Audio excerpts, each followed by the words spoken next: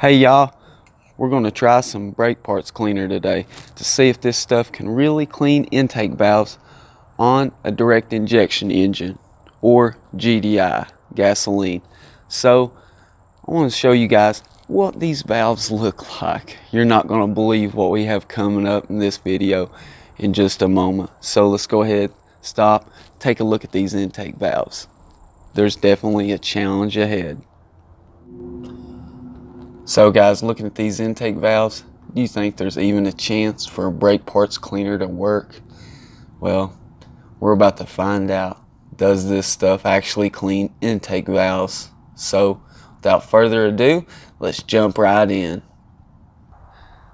Well guys, since this stuff isn't made for it, we're just going to go ahead and follow some of the normal procedures you would for another cleaner made for intake valves. So let's go ahead and get that started by starting up our engine, allowing it to go to operating temperature, and start the engine.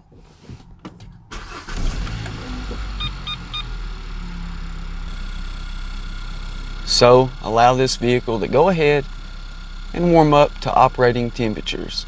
So we'll go ahead and raise the RPMs up once this is finished. And if you have electronic throttle, you can use something against the seat and the pedal, as I'll show you, or you can tie something through the throttle cable to hold it back to about 2,500 RPMs. Although guys, I'm not going to recommend using brake parts cleaner to clean your engine. So if you decide to do that, do it at your own risk. And I'm going to go ahead and remove this cover. Now I'm going to go ahead, take out the filter. Next, I'm going to insert the straw past the mass airflow sensor. So let's get started once we've made sure we're up to temperature and the throttle is raised up to 2,000 to 2,500 RPMs. All right, and as you can see, we're just above 2,500 RPMs. So we can go ahead and move on to the next step. I'm getting excited at this point. All right guys, let's go ahead, jump right in and start spraying this brake parts cleaner.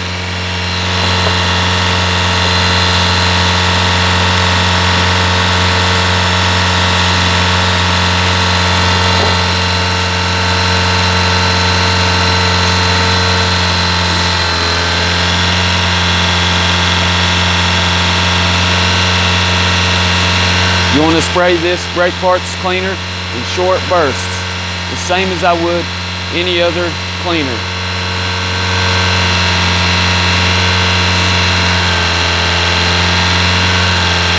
Now, as you can see, we have some dripping. I'm only doing this so that you guys can see the spray.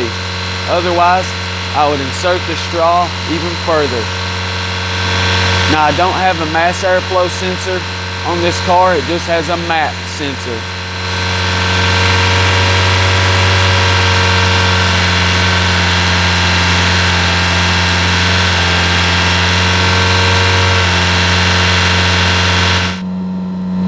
Okay guys, are we getting any exhaust smoke? So let's go ahead and see. And is the exhaust itself getting any hotter? Well, let's go ahead and find out. See how hot she is by the touch. Just kidding. So I'm not seeing any smoke quite yet. Go ahead and take you guys in for a closer view.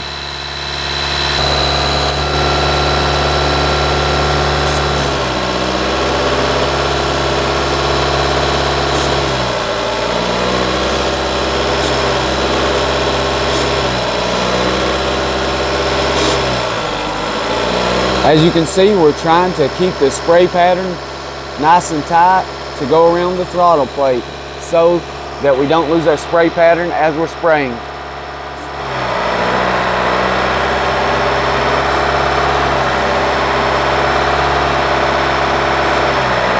So do you guys have any tips or tricks that you would like to share, or any products that you know that works that's not exactly made for this job but you think should be?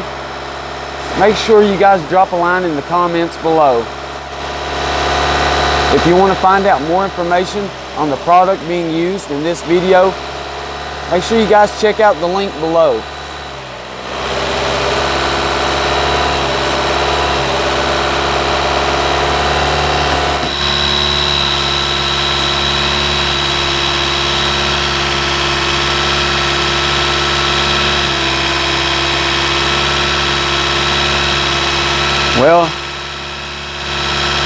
Well guys, I guess the question now is, how much of this do we actually use?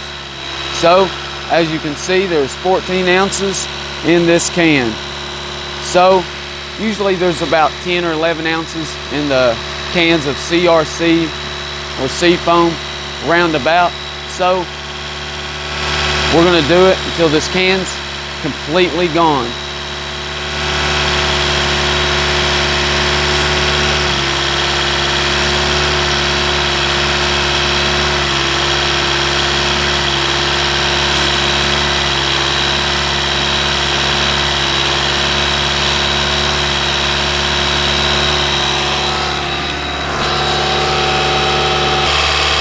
Disclaimer, if you guys decide to do this on your own, be very careful and do it at your own risk, because I'm definitely not going to be responsible if you decide that you're going to touch the exhaust manifold, for example, like this.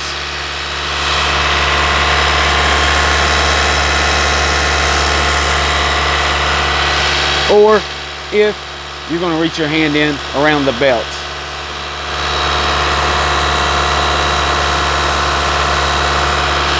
So definitely be careful and caution. Well, is there any more exhaust smoke? I'm not seeing anything really. I barely seen anything at all in the very beginning. Well, I guess we'll have to hold that a little bit longer. Alright guys, your next step, you're going to allow it to run for just a few seconds once you're done spraying, or maybe even a minute. Now, you're going to go ahead and move your seat back slowly. There we go. Now it's going to drop our RPMs back down to normal. The next step, we're going to go in, take this car for a quick spin on the highway. Now, once you've got everything back together, you'll move on, and I'm going to show you what my results came out to be. So let me go ahead, jump in, show you guys what these valves look like before.